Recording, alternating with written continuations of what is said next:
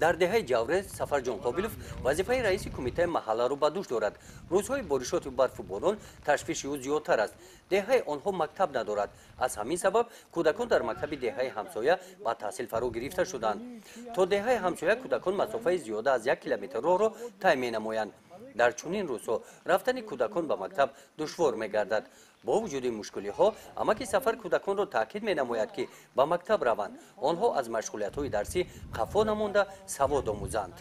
در وقتی که باران برف و باران باشند طلبگان ما به مکتب رفتن نمیتوانند، از درس ها دیر میمانند. بیگاهی از درس برآمدن به خانه‌شان دیر میآیند، برای اینکه راه دور است، تر میشوند، بعد آمدن به بیماری های هر خیلی دچار میشوند. ما میخواهیم که در همین دهه ما مکتب زمانوی، باز ورزشگاه با یک چی کودکان ماخچه کودکان باشند. در حضور جماعت دهات به نام عبدی عوضف جاورز یکی از دهه‌های کلان به حساب می‌رود. از روی معلومات در این دهه زیاده از 500 عدد خوجگی استقامت نموده شماره منزل‌های نوی استقامتی سال تا سال می‌افزایند. با پیشنهاد صاحبکاران در مرکز دهه ساختمان بینای 2 آشیانه استقامتی در عرفه انجام یابی میباشد. تا جشن نوروز 60 اویله دیگر صاحب منزل میگردند. در چنین وضعیت طلبات به تحصیل باز هم بیشتر میگردد. در خصوص ساختمان مکتب رئیس کمیته محله این دهه سفرجان قابلوف بارها به جماعت دهات مراجعت نموده است.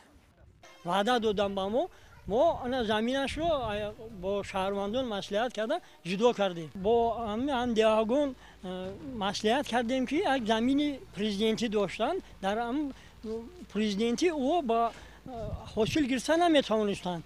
اونها قطعی مصلحت کردیم، اونها گفتن که همین زمین پرزیدنتی رو برای ساختمان مکتب ما جدا میکنیم. ما همه اون قطعی مصلحت کرده آمده چی کردیم و همه آنها با خواهش خودشان همین زمین رو برای ساختمان مکتب جدا کرده دادند. ما میخواهیم که در همین زمین پرزیدنتی که همین شهروندان ما جدا کردن در اونجا مکتب زمانی ساخته شود.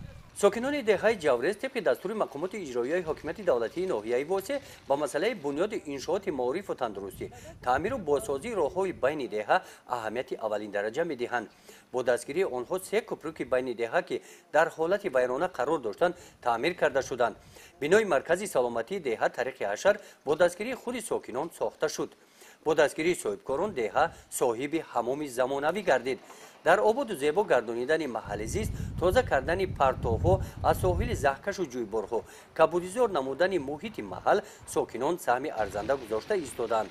ما نصیب باشه همین چی کردیم که در هر وقتی گرمی ها هم کپروکی همین کپروکی که یک تاش از درون خشت از بیرون خشت خمپه جوانه ما هم را تعمیر میکنیم نصیب باشه.